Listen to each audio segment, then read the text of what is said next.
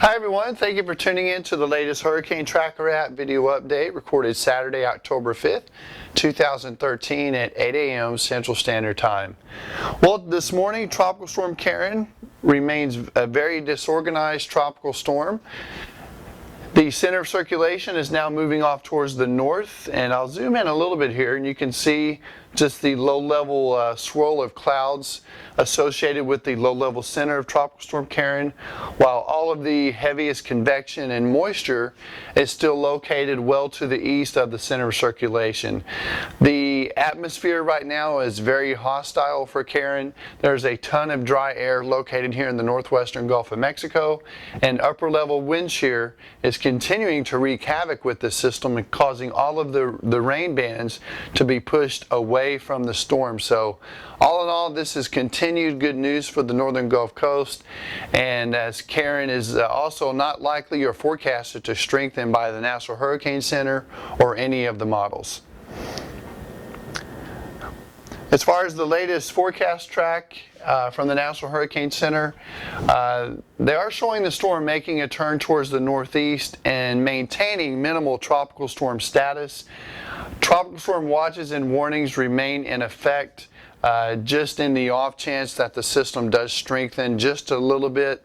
But we don't really anticipate any tropical storm force winds reaching the coast, as the hurricane hunters have been out flying and investigating Karen this morning, and they're not finding any tropical storm force winds at all here in the northern Gulf of Mexico.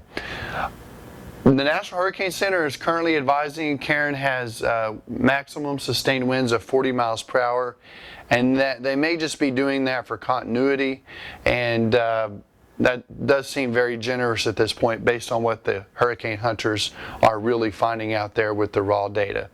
Again, the system has made a turn towards the north at 10 miles per hour, and then during the next 24 hours it's expected to turn northeast, and the low-level remnant here of Karen is going to be moving towards the northeast, and any associated rain bands or rain shield will be located well to the east of the center. So Mississippi and southeastern Louisiana, we don't really expect any rainfall for you guys, and most of the tropical storm force winds, if there are any, or if the storm happens to strengthen a little bit, should remain offshore. As notated by the official wind field forecast from the National Hurricane Center, the southeastern Louisiana Delta may see some gusts to tropical storm force, as well as extreme southeastern Mississippi and southwestern Alabama. But again, impacts as far as wind, if any, should be very, very minimal. In terms of rainfall, all of the heaviest rain is going to remain located over the northern Gulf of Mexico. We could see isolated amounts of 1 to 2 inches anywhere really from the Mississippi-Alabama border eastward through the Florida Panhandle. If any regions really receive rainfall, it looks like most of the heaviest rainfall totals would occur here on the western portions of the Florida Panhandle, maybe even a little closer to Panama City, as well as that slug of moisture we just showed you moves up towards the northeast, towards the Florida Panhandle. This is the latest look at the GFS model. This is for tomorrow on Sunday, and you can see it has all of the heaviest rain located offshore and a very, very weak area of low pressure at 1,007 millibars. So once again, none of the computer models are re-strengthening Karen, so it's looking better and better for the northern Gulf Coast. As far as the computer models and the tracks, they are all agreeing now that Karen will make a turn towards the northeast here, clip the southeastern Louisiana Delta, and then make landfall somewhere near the Alabama-Florida border, most likely somewhere in the Florida Panhandle near Pensacola or just east of there. Sorry, the picture went out here. Let me fix that. But and then any remnants or rain shield that's left with the system will be moved into the southeastern United States. And of course, this whole area of the country has had an abundant amount of rain this summer, so really any additional rains that fall are not really useful at this point here in the southeast United States. So this will be the last video update on Karen. Of course, we'll continue with our regular audio updates. But after Karen, our attention will be turning back out towards the open Atlantic, as all of the computer models are developing a tropical wave coming off the coast of Africa in about 5 to 6 days. And we have plenty of time to watch this as it moves off towards the west-northwest. We'll have to see if it has the same fate as other storms have had this season, if it gets impacted by dry air or wind shear, or if it will recurve off into the open Atlantic. So really not going to focus on this too much right now. And then what may be of an earlier concern is the ECMWF, the Euro model, which is one of the more reliable models.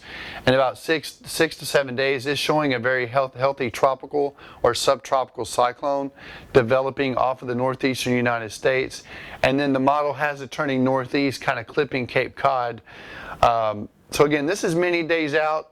It may not even develop. It could be further offshore. It could be closer to the coast. So that's just something we'll have to watch. But this picture tells us that the tropical season is not over yet, and we may be in an active period here for the next 2 to 4 weeks. And of course, the official ending date for the hurricane season is November the 30th. So all in all, minimal impacts with Tropical Storm Karen on the Gulf Coast as it remains very disorganized. Again, this rain you see that keeps pulsing out here in the Gulf of Mexico will continue to move off towards the northeast, and I think really Alabama-Florida border eastward we'll see most of the rainfall, with little to no rain for Mobile, Alabama, Mississippi, and New Orleans and southeastern Louisiana. So this is a good example of how things in the tropics can change very quickly. Just a couple of days ago, the National Hurricane Center was forecasting a hurricane. They didn't pick up on the amount of dry air that would be located here in the Northwest Gulf. So there's still a lot of work to do as far as tropical forecasts and predictions about upcoming hurricane seasons. Thank you so much for tuning in. If you would like the Hurricane Tracker app, it is available at www.hurtracker.com. Thank you so much for watching, and we hope everybody has a great weekend.